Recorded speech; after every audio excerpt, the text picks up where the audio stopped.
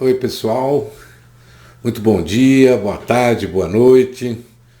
Estamos dando início aí a mais um vídeo do Conversa Mole.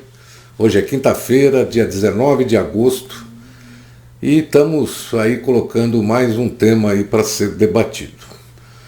Mais um tema não, na verdade hoje eu vou trazer dois assuntos aqui para a gente conversar um pouquinho. Dois assuntos, um eu já vou adiantar, que é sobre a CPI da Covid, né? Essa semana aqui foi uma semana muito interessante e bastante importante, onde vários fatos foram relatados e várias coisas aconteceram.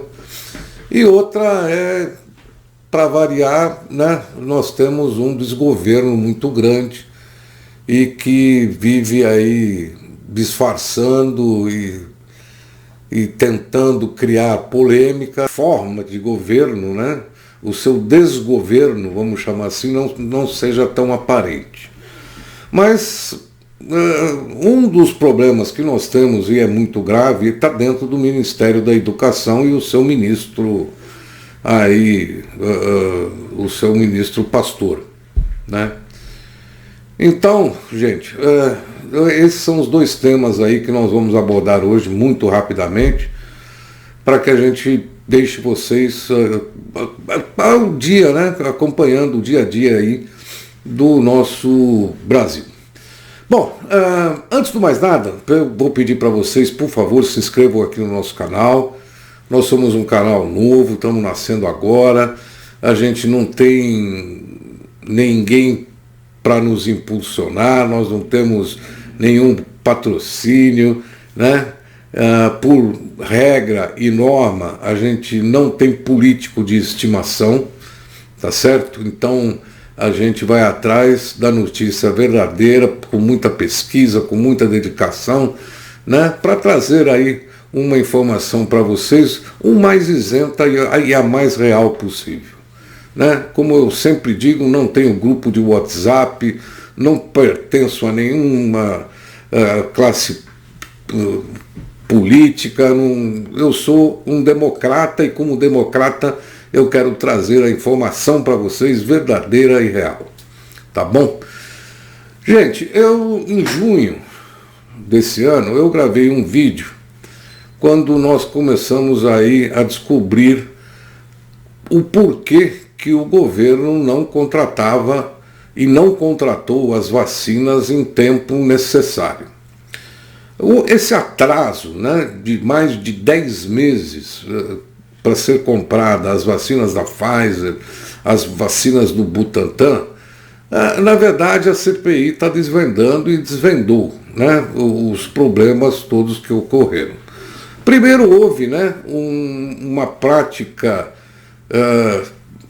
completamente absurda, completamente ilegal, que foi aquela teoria da imunização de rebanho. Segundo, a propagação daquele coquetel mágico que todos nós sabemos que não funciona, que não funcionava e que todo mundo caiu nesse engodo e ficaram aí batalhando aí o tempo todo essa conversa mole, né?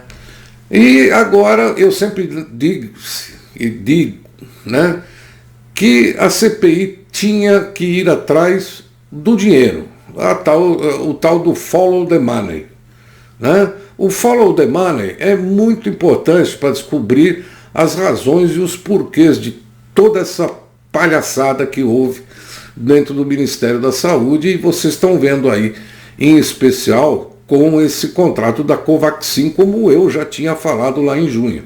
Estou deixando o card aqui em cima, não sei se é desse lado ou do outro lado, mas vai aparecer um cardzinho aqui do vídeo onde eu já falava que a CPI tinha que ir atrás dessa negociação, desse contrato da Covaxin, porque era muito irregular, tinha muitas irregularidades e cheirava mal, e como continua cheirando mal. Essa semana a CPI ouviu o advogado deles, o Túlio Silveira, né? E o dono da Precisa, o tal do Maximiliano.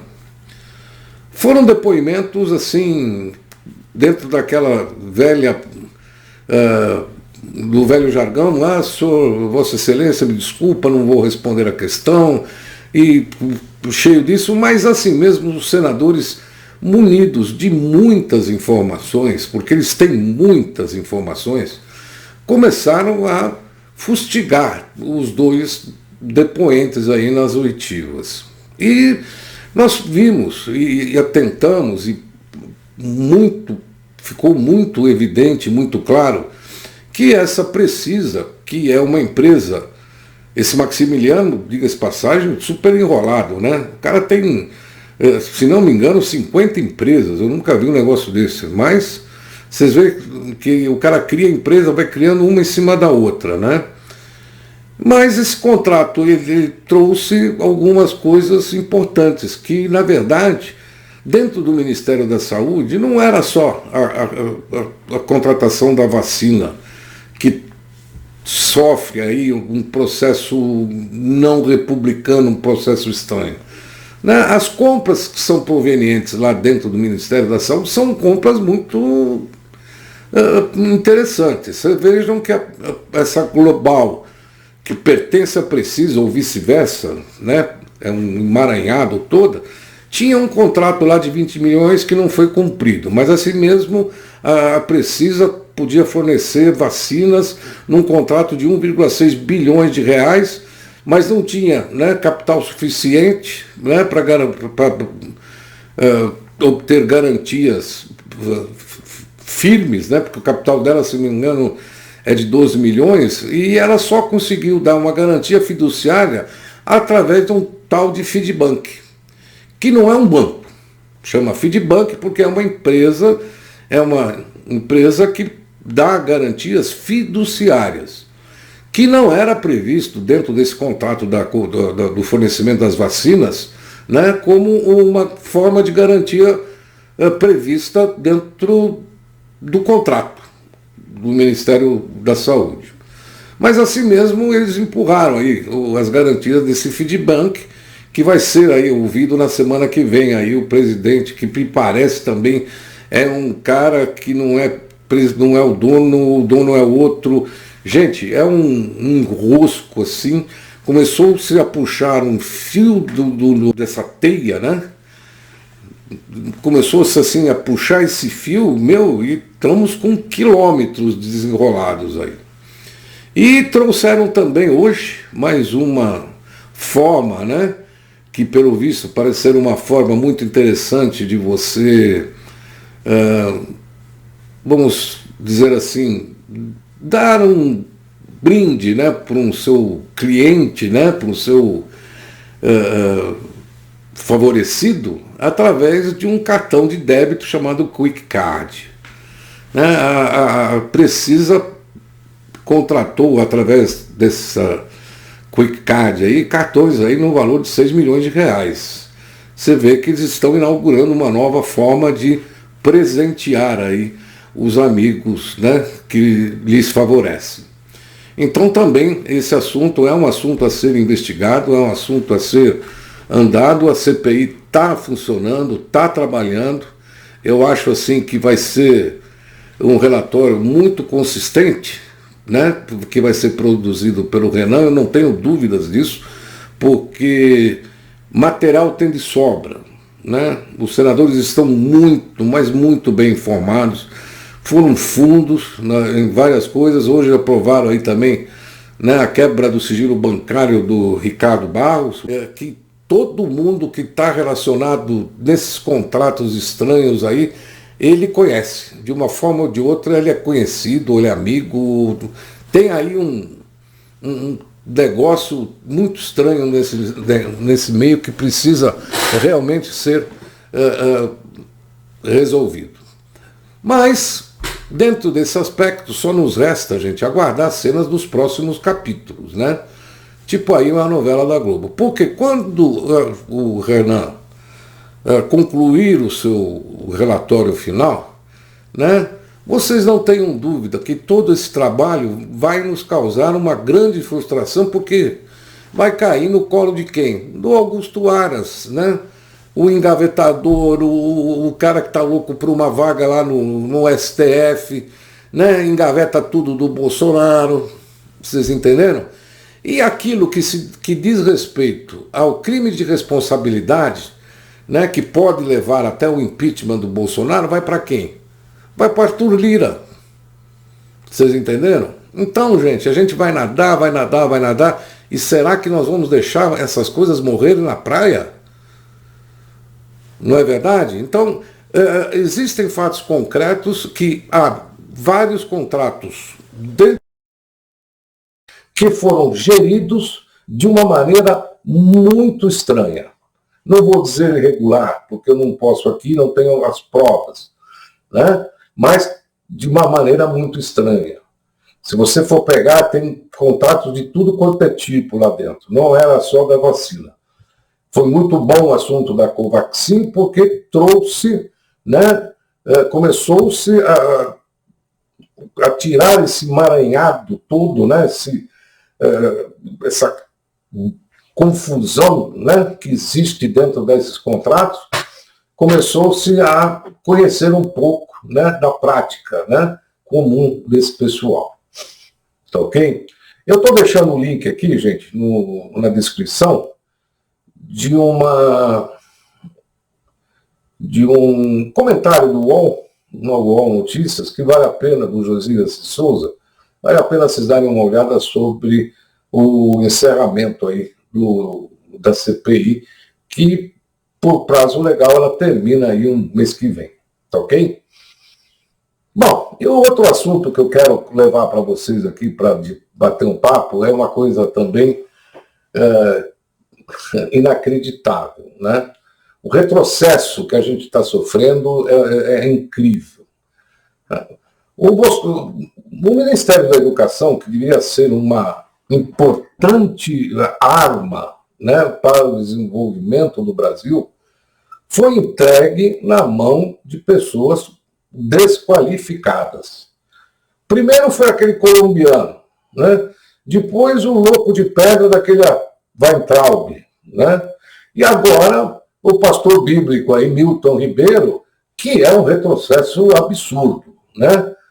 Quando uma pasta importantíssima, que é a pasta da educação, que vem trazer o futuro para as nossas crianças, o futuro melhor para o país, é tratada com esse descaso e com essa falta de profissionalismo, né? Principalmente com essas declarações infelizes desse pastor bíblico aí que virou ministro da Educação. É uma lástima a gente ter que ouvir isso daí. Nessa quinta-feira ele tentou, né, explicar aquela fala que ele fez sobre a separação de salas de aula para crianças com e sem deficiência.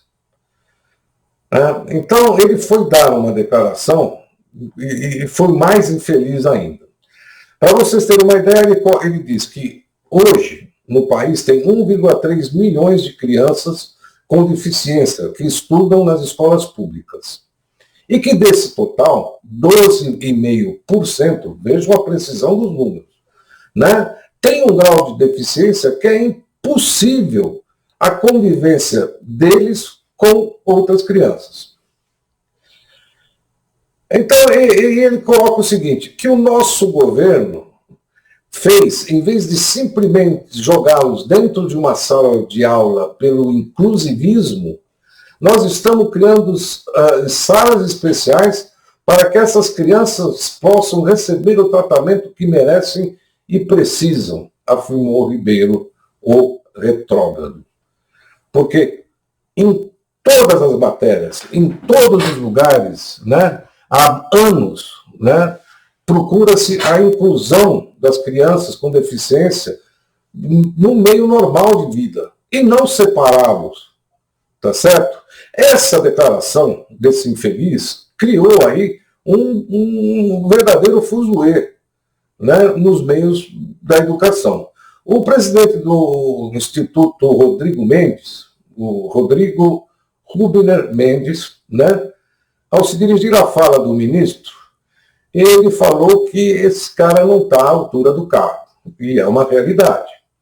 Eu abro aspas aqui. Pensar e afirmar que alguma criança, né, do planeta é de convívio impossível. Revela uma profunda intolerância e ignorância técnica sobre o tema. Não tem mais como tentar consertar. Deveria ter, né? Deveria dar a oportunidade para outra pessoa assumir essa estratégica posição para o país, comentou o senhor Rodrigo. Concordo com ele. Né? Em gênero, número e grau, esse cara devia estar fora, já, pelas declarações todas que ele deu, não só com essa questão das crianças com deficiência, mas a questão que o filho do porteiro não podia se formar em universidade, e outras declarações absurdas e idiotas, né, que só podem vir de um sujeito retrógrado, né, completamente incapacitado, tá certo, para assumir essa pasta que é importantíssima para o Brasil. Né? O deputado federal do Distrito Federal, o Israel Batista, que é presidente da Frente Parlamentar Mista na Educação, também se indignou, né, com essa fala do Ribeiro. Abro aspas, esse tipo de pensamento que considera que uma pessoa com deficiência atrapalha os outros é perigosa. Coloca uma mentalidade nociva ao nosso país e que não pode prevalecer. E eu concordo com ele. Você não pode criar esse tipo de rejeição, não antagonismo, de rejeição, né, para quem tem deficiência. É um absurdo, é de você se revoltar com essa história. Né, eu vou terminar aqui essa questão, né, porque eu acho que já ficou claro aí o recado da incompetência desse governo, né, em todas as suas áreas, e principalmente com o descaso, né, que há com relação ao Ministério da Educação, uma pasta que deveria ser colocada acima, junto com a pasta da Saúde, e vocês vejam que são as duas pastas enroladíssimas desse governo Bolsonaro, entre tantas outras, né? Entre tantas outras. Tá bom? Então, gente, eu vou terminar aqui sobre o retrocesso da exclusão. Tá bom, gente? Então, obrigado por vocês estarem me acompanhando até aqui. Não se esqueçam de se inscrever no canal. E a gente deixa um abraço para todos. Vamos nos encontrar no próximo vídeo. E a gente se vê por aí. Tá bom? Tchau, gente.